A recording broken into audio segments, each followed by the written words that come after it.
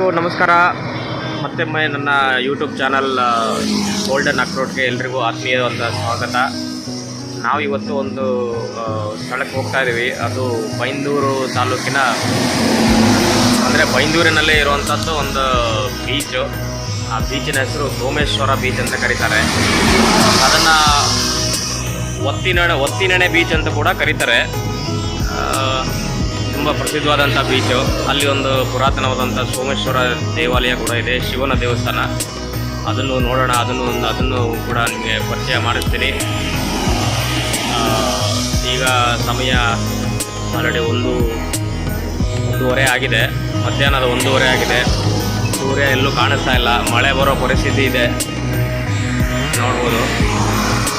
ಬನ್ನಿ ಹಾಗಾದರೆ ಹೋಗೋಣ, ನಮ್ಮ ಪ್ರಯಾಣ ಶುರು ಮಾಡೋಣ. ನನ್ನ ಯೂಟ್ಯೂಬ್ ಚಾನಲ್ಗೆ ಹೊಸಬರಾಗಿದ್ದರೆ ದಯವಿಟ್ಟು ಸಬ್ಸ್ಕ್ರೈಬ್ ಮಾಡಿ, ಶೇರ್ ಮಾಡಿ. ನನ್ನ ವಿಡಿಯೋ ಇಷ್ಟ ಆದರೆ ಲೈಕ್ ಮಾಡಿ, ನಿಮ್ಮ ಫ್ರೆಂಡ್ಸ್ ಹಾಗೂ ಫ್ಯಾಮಿಲೀಸ್ ಜೊತೆಗೆ ಶೇರ್ ಮಾಡಿ ಅಂತ ಹೇಳ್ತಾ ಈ ವಿಡಿಯೋ ಸ್ಟಾರ್ಟ್ ಮಾಡ್ತಾ ಇದ್ದೀನಿ. ಬನ್ನಿ ಹೋಗೋಣ ಸೋಮೇಶ್ವರ ಬೀಚ್ಗೆ.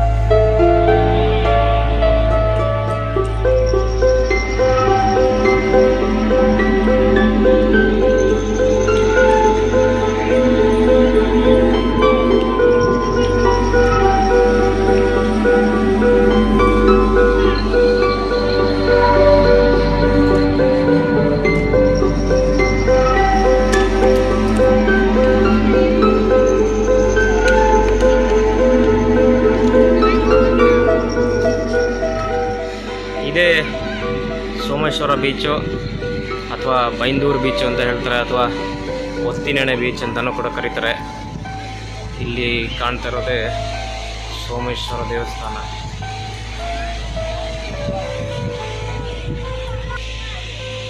ಮೊದಲು ಶಿವನ ದರ್ಶನ ಮಾಡ್ಕೊಳ್ಳೋಣ.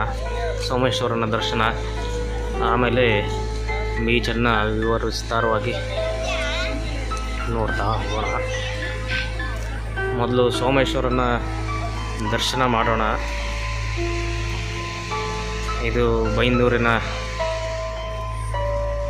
ಪ್ರಸಿದ್ಧ ದೇವಾಲಯ ಸೋಮೇಶ್ವರ ದೇವಸ್ಥಾನ.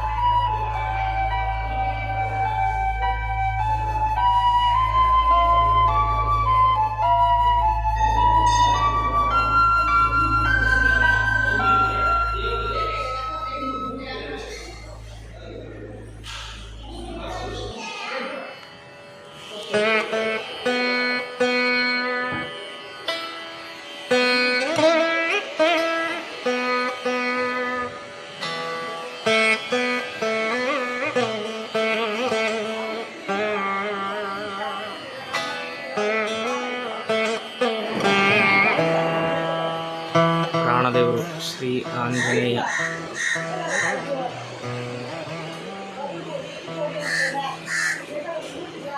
ನವಗ್ರಹ ದೇವರು.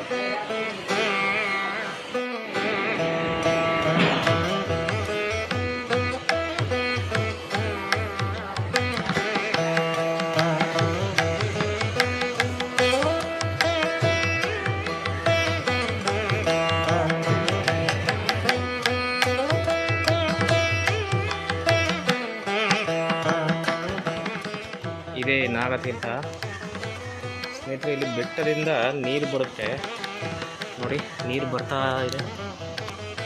ಇದು ವರ್ಷದ 365 ದಿನವೂ ಇದೇ ರೀತಿ ನೀರು ಜಿನುಗ್ತಾ ಇರುತ್ತೆ. ಇದರ ಮೂಲ ಎಲ್ಲಿದೆ ಅಂತ ಇವುವರೆಗೂ ಯಾರೂ ಕಂಡುಹಿಡಿಯೋಕ್ಕಾಗಿಲ್ಲ.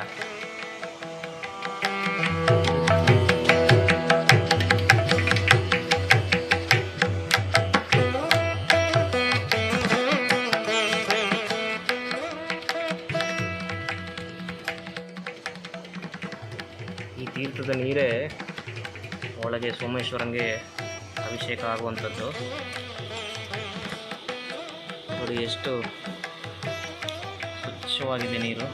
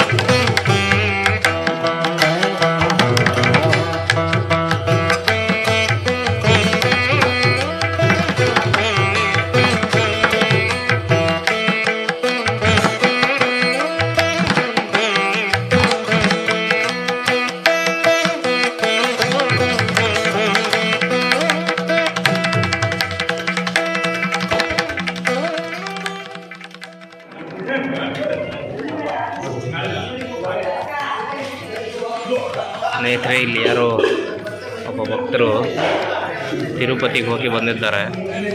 ತಿರುಪತಿಗೆ ಹೋಗಿ ಬಂದ ಒಂದು ವಿಚಾರದಲ್ಲಿ ಒಂದು ಸಮಾರಂಭವನ್ನು ಏರ್ಪಡಿಸ್ಕೊಂಡಿದ್ದಾರೆ. ಕುಂದಾಪುರ ಸರ್. ಹಾಂ,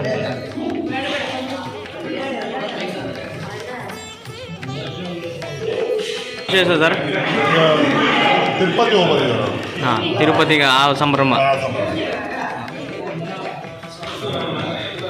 ಅಂತೂ ನಮಗೆ ಸೋಮೇಶ್ವರನ ಕೃಪೆಯಿಂದ ಒಂದು ಪ್ರಸಾದ ಸಿಕ್ಕಂತಾಗಿದೆ. ಸೊ ಸ್ನೇಹಿತರೆ, ಇದಾಗಿತ್ತು ಇವತ್ತಿನ ವಿಡಿಯೋ.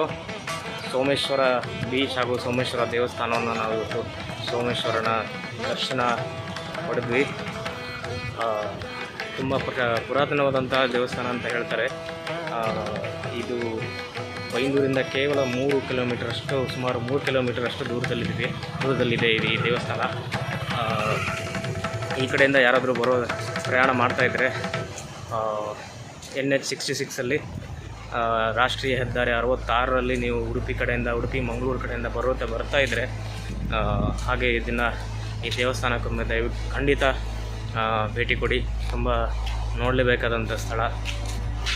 ಮತ್ತು ನೀವು ಟ್ರೈನಲ್ಲಿ ಬರೋದಾದರೆ ಬೈಂದೂರಿನ ರೈಲ್ವೆ ಸ್ಟೇಷನಲ್ಲಿ ಇಳ್ಕೊಂಡು ನೀವು ಅಲ್ಲಿಂದ ಬಸ್ ವ್ಯವಸ್ಥೆ ಇದೆ, ಅಲ್ಲಿಂದ ಈ ದೇವಸ್ಥಾನಕ್ಕೆ ಕೂಡ ಬರ್ಬೋದು.